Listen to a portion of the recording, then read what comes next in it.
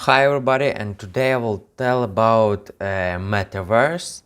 The Metaverse is a dystopian nightmare, so let's build a better reality. A lot of people are talking about the Metaverse those days, coming off 18 months of Zoom, Netflix and DoorDash. You can count me out.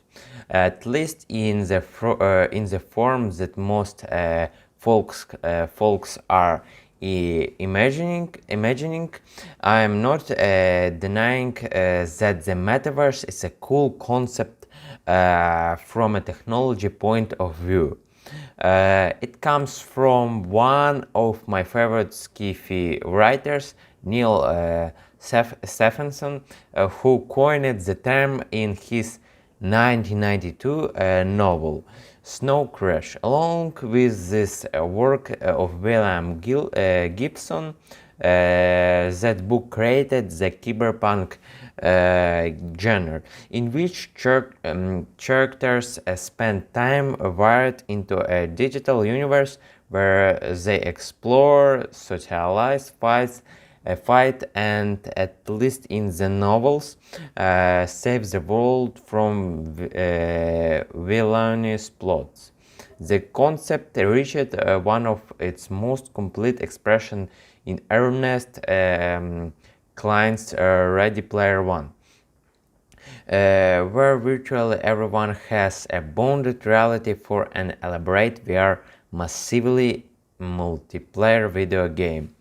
A lot of people those days seem very interested in bringing their near future vision of virtual world to life, including some of the biggest names in technologies and gaming. But in fact, those novels served as a warning about a dystopian future of technology gone wrong. As a society, we can hope that the world doesn't develop into the kind of place that drives skiffy heroes to escape into a virtual one. Or we can work to make sure that doesn't happen. At Niantic, we choose the latter. We believe we can use technology to learn into the reality of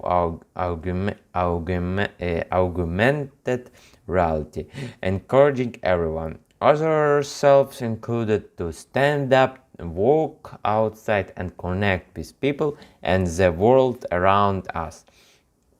This is what we humans are born to do, the result of 2 million years of human evolution, and as a result, those are the things that make us the happiest. Technology should be used to make this core human experience better, not to replace them. Technology to exchange the human experience. Some might argue that we ought to ditch technology completely and return to a simpler way of life. But we don't think that's the answer either. Technology isn't going away. The benefits of connecting us with information, friends, and family are simply too great. But over the last decades, those benefits have taken a huge toll, increasingly cutting us off from the experiences that we enjoy the most. Um, that we enjoy the most. Then it's all too easy to get lulled into a routine of Zoom calls, online shopping, gaming, and scrolling through our social feeds. It encourages behavior towards one another that we would never tolerate in person, and is dividing our society by algorithmically pushing people into bubbles which reinforce the most extreme views. At Niantic, we ask the question, what if technology could make us better? Could it nudge us, get us off the couch and out for an evening stroll or a Saturday in the park? Could it draw us into public space and into contact with neighbors we might never have met? Could it give us a reason to call a friend, make plans with our families, or even discover brand new friends? Collectively, could it help us discover the magic, history, and beauty hiding in plain sight? Lightship platform. If this fresh perspective is the goal, what are we doing to achieve it? For us, it starts with the technologies that connect the real world, the atoms, with the digital one, the bits. You could call it a real world metaverse. To distinguish it from virtual video game version, but honestly, I think we are just going to experience it as really made better, one infused with data, information, services, and interactive creations.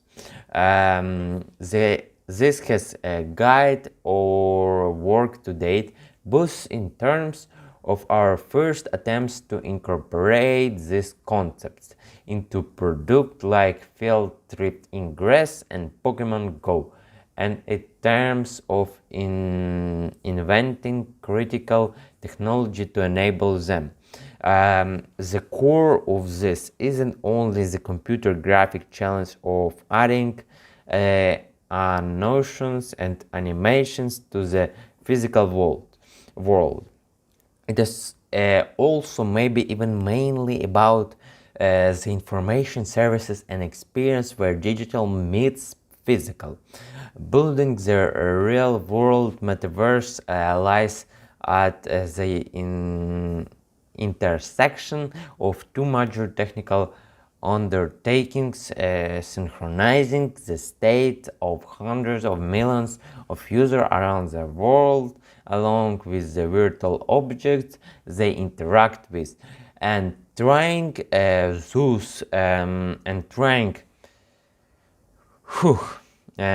those users and objects precisely to the physical world.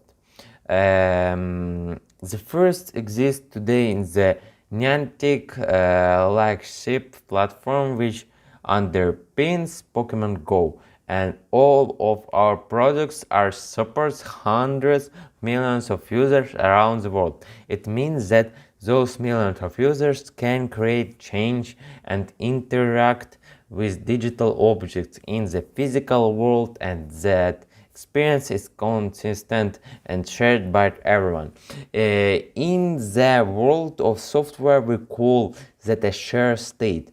We are all seeing the same thing in the same enchantments to the world. If you change something, it reflected in what I see, and vice versa for the million of participants using the system. Okay, for today it was all I wanted to tell you. So for today it's all. Have a good day.